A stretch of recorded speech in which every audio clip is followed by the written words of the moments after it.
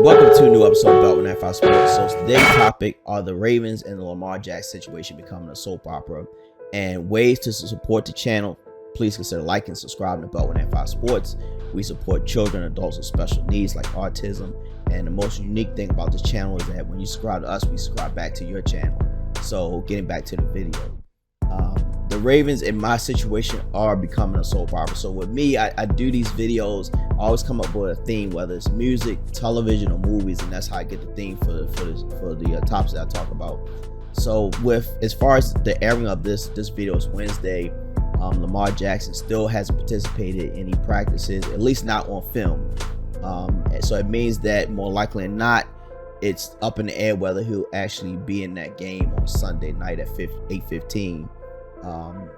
Now Tyler Huntley, the same situation as last week. He was not thrown in front of the media. Doesn't mean he wasn't thrown, but just wasn't thrown in front of the media. He suffers from the tendonitis in the shoulder. So Anthony Brown could possibly be the starter for this wild card playoff game.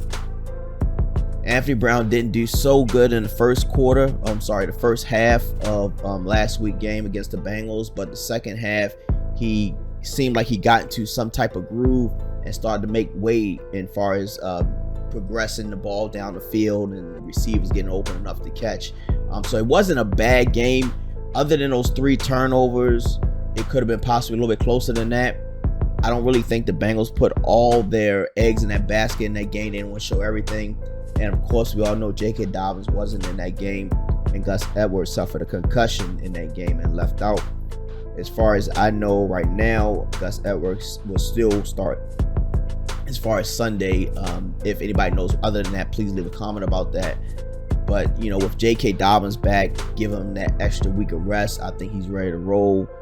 Drake actually did pretty good last week, so hopefully Drake can do the same thing this week. But, you know, as far as Lamar Jackson is concerned, Roquan Smith signed a $100 million contract yesterday, 5 years.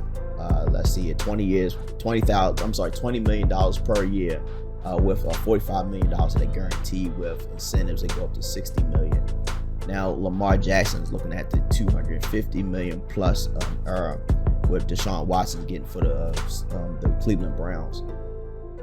I try to not be like bash. I don't like to bash the players because I'm not a player. I don't try to make up stuff and try to rile people up and make dumb comments.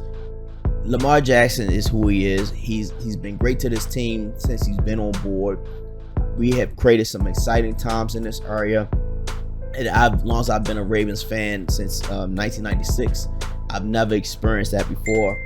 I was around when the Colts were around, and the Colts at that time were garbage. Going to Memorial Stadium wasn't all that great back then. But Lamar Jackson has really elevated this franchise. Now, if they decide not to pay him and let him walk, I think the fans will not tolerate that, because we don't want to go through another Kyle Bowler situation. If you guys can remember that was some of the worst years as a Ravens fan. But Lamar is a different talent.